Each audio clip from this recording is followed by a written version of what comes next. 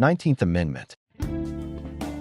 The right of citizens of the United States to vote shall not be denied or abridged by the United States or by any state on account of sex. U.S. Constitution 19th Amendment. Resources Constitution. Annotated Congress.gov. Library of Congress. Passed on June 4, 1919. When did women get the right to vote? On August 26, 1920. The 19th Amendment was certified by U.S. Secretary of State Bainbridge Colby, and women finally achieved the long-sought right to vote throughout the United States. On November 2nd of that same year, more than 8 million women across the U.S. voted in elections for the first time.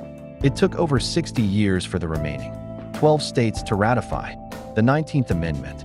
Mississippi was the last to do so on March 22, 1984.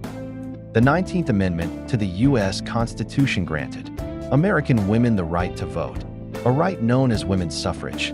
19th Amendment. Women's history.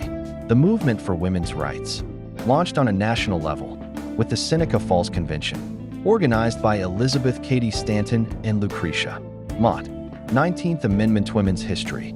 Following the convention, the demand for the vote became a centerpiece of the women's rights movement. Stanton and Mott, along with Susan B.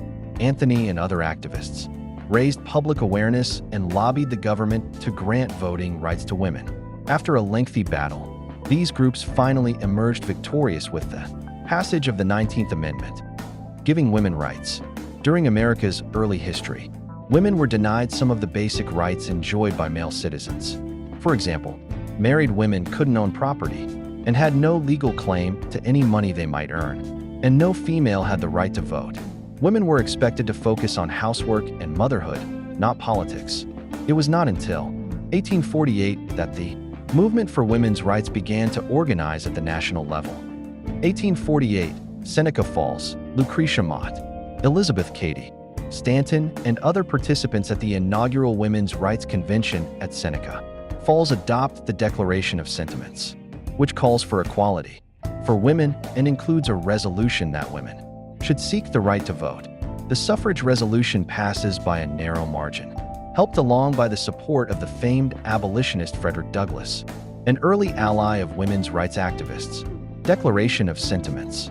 A group of delegates led by Stanton produced a Declaration of Sentiments document, modeled after the Declaration of Independence, which stated, "We hold these truths to be self-evident, that all men and women are created equal, that they are endowed by their Creator with certain inalienable rights, that among these are life, liberty, and the pursuit of happiness."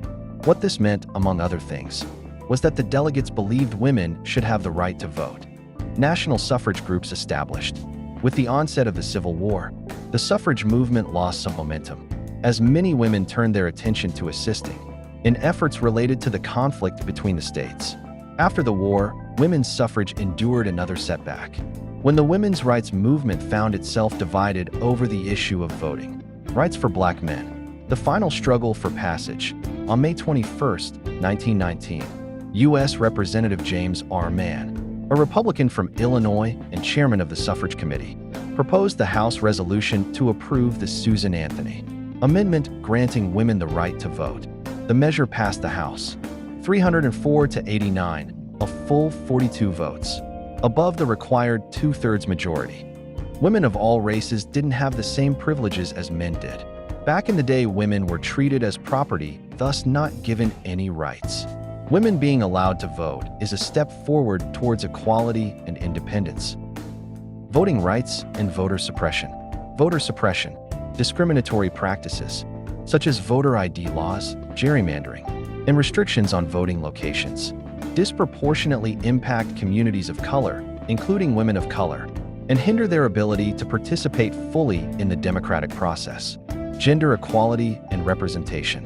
Unequal representation. Despite the 19th Amendment, women remain underrepresented in political office at all levels, and issues of gender equality continue to be debated and contested. Moral issues.